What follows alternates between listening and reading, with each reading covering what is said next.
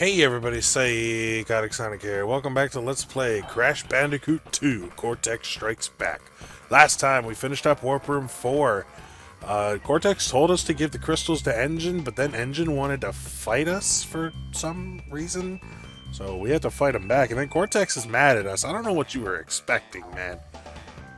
But we're in the final Warp Room. We need to get the final 5 crystals so we can give them to Cortex so we can save the world. So we have Piston It Away, Rocket, Night Fight, Pack Attack, and Spaced Out. I'm going to go for my favorite level theme in the entire game first. Rocket. And I'm just going to sit here for a minute and let you listen to my favorite song in the franchise.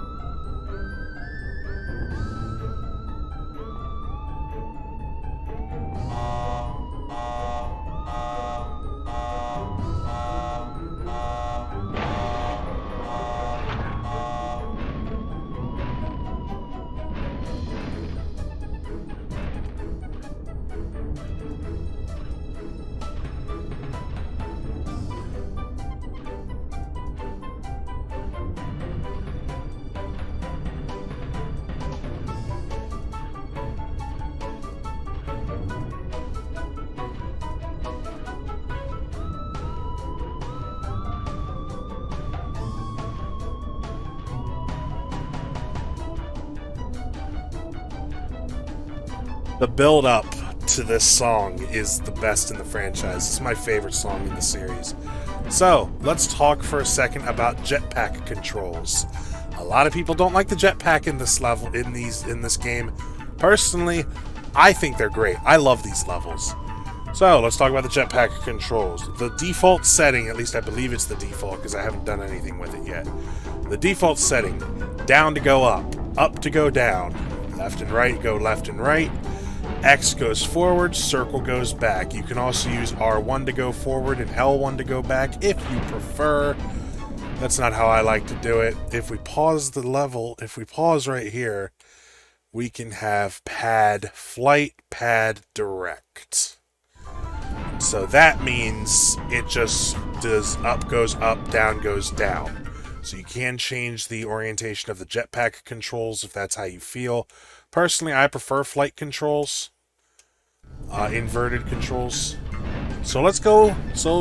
Now. We're going through Cortex's space station. Let's go. I don't know why he's got boxes floating in here. Maybe they were storage containers. He wanted some Wumpa fruit on his space station. Yeah, everybody loves Wumpa fruit. You can get a little stuck in corners in jetpack every now and then, but again, I find the levels are just so fun. They're really fun to just blaze through if you're not worrying about collecting all the boxes. And I feel that the controls are, fine.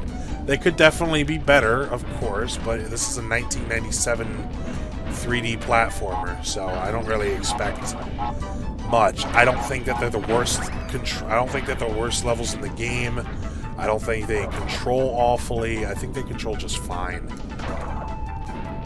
The lab assistants from the lab are back, and this time they're half cyborg. They still do that stupid little electricity spouting thing. Watch out for the tomatoes of doom.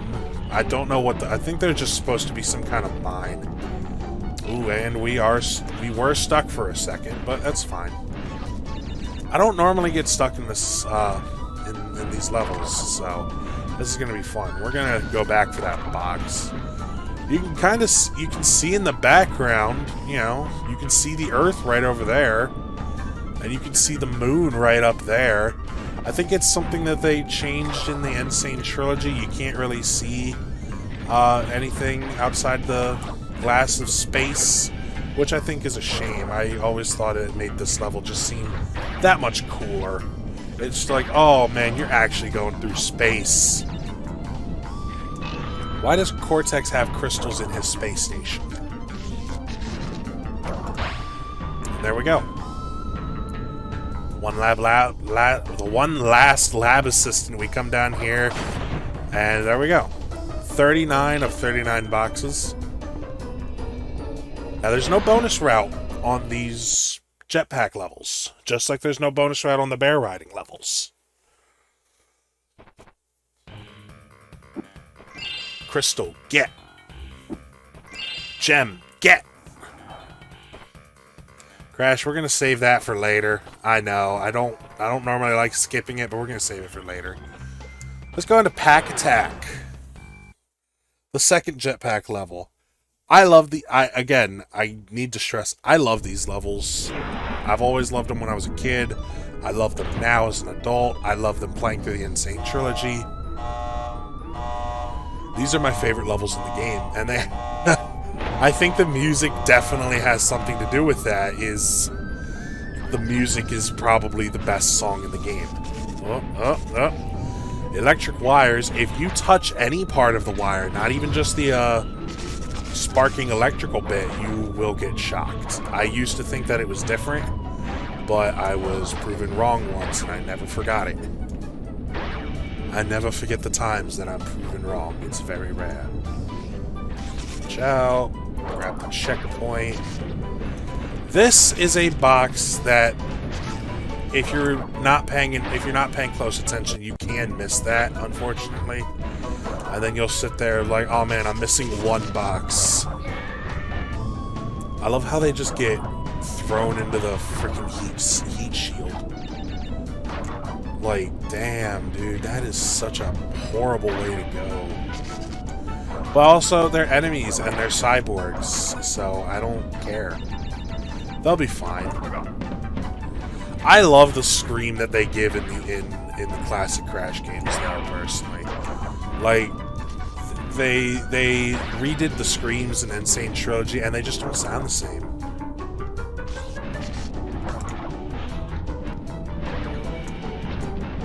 Go through. It's time for the Price is Right or something. I don't know why this section's here just to look like this. Probably just to look all futuristic and fancy. We got stuck. Oh, that's right. We do get Aku Aku in this. We can't get invincibility because I think there's only... Well, I think there's only one Aku Aku in here. But even so, I don't think you can get invincibility in this level. There are certain levels that invincibility is just coded to not be possible in, and also just like, ooh, right at the end we got hit by the Tomato of Doom.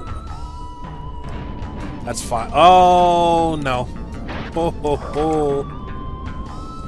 Oh, I have done that before. I have done that before. If you break the checkpoint first, that box does not get saved.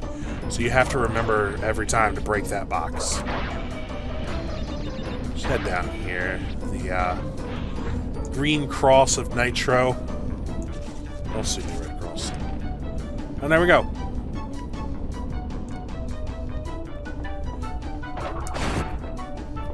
So like I said, I don't think that these levels control bad at all, personally. But also, who am I to speak on anybody else's personal opinions? If they don't like these levels, it's perfectly fine.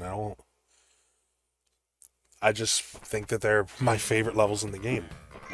I think that they control fine, but who am I? Alright, so we have 3 levels left. We're saving Spaced Out for last for one particular reason. Piston It Away and Night Fight. And Night Fight is personally the more annoying of the two, so we're going to do Night Fight.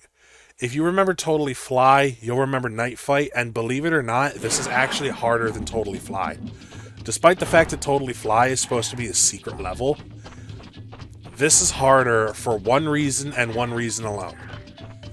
And I don't know if I explained it when I got to Totally Fly, so just in case, I'm going to wait till we get to that point.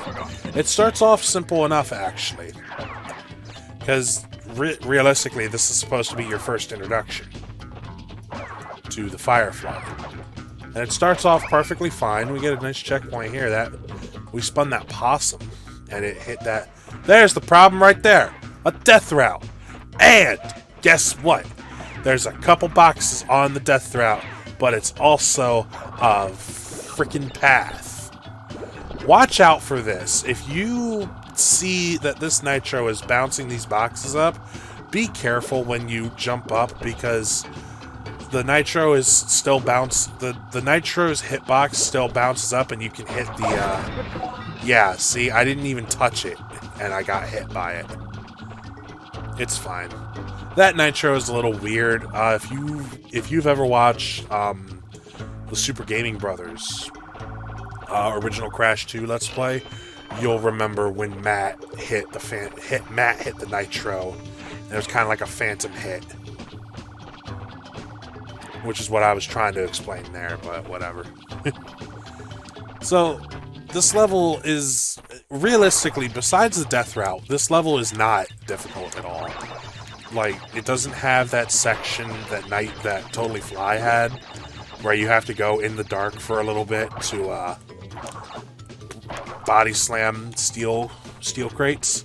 But the death route makes it worse because you have to do backtracking in the dark. And you'll see what I mean, because I'm going to do it the quote-unquote easier way.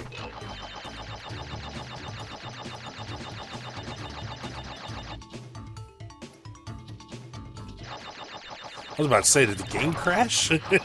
No, it was just loading. Alright, so basically we want to run like hell, because right here is the end of the death route. We have to go back up through... Okay. It's fine. It's fine, though, because the thing about the death route here in this particular level, the thing is that you don't have to go on the death route. You can actually just backtrack, because we only need about 3 boxes, I guess.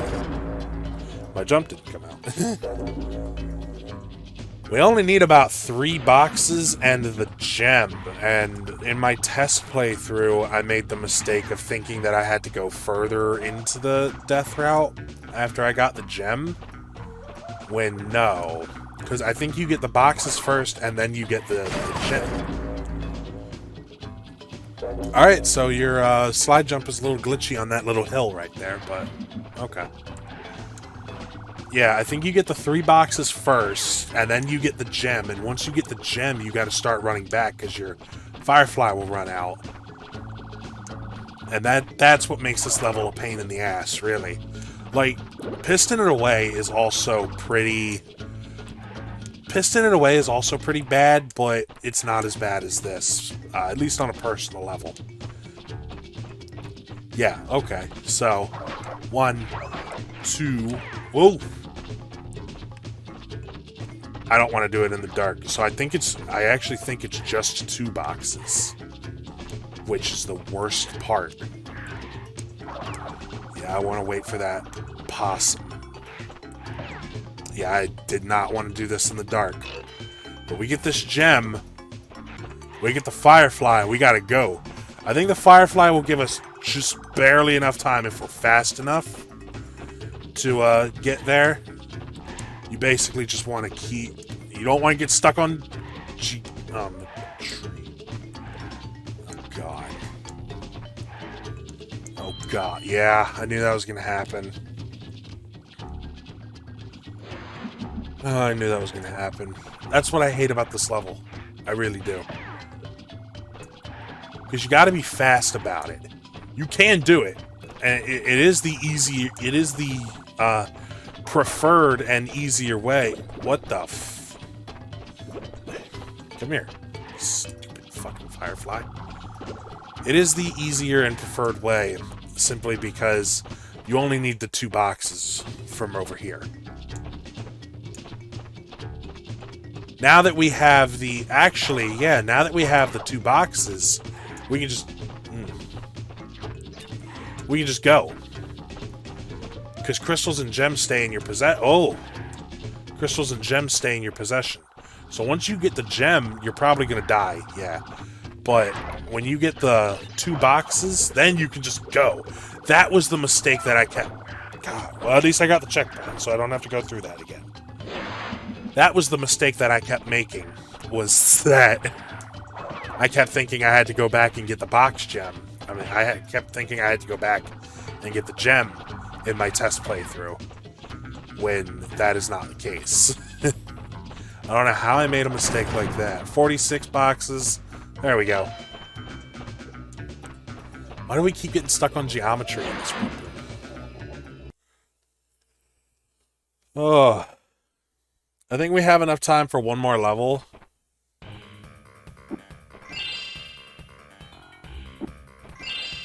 But actually, I'm going to cut it off here. This is going to be a short episode, because I do want the last episode to be a decent length. So I will meet you guys back here next time on Crash Bandicoot 2 Cortex Strikes Back, when we tackle Piston It Away and we tackle Spaced Out before we see what Cortex is going to do with his 25 crystals. I've been Sykotiksonik, and I'll see you guys next time. Bye.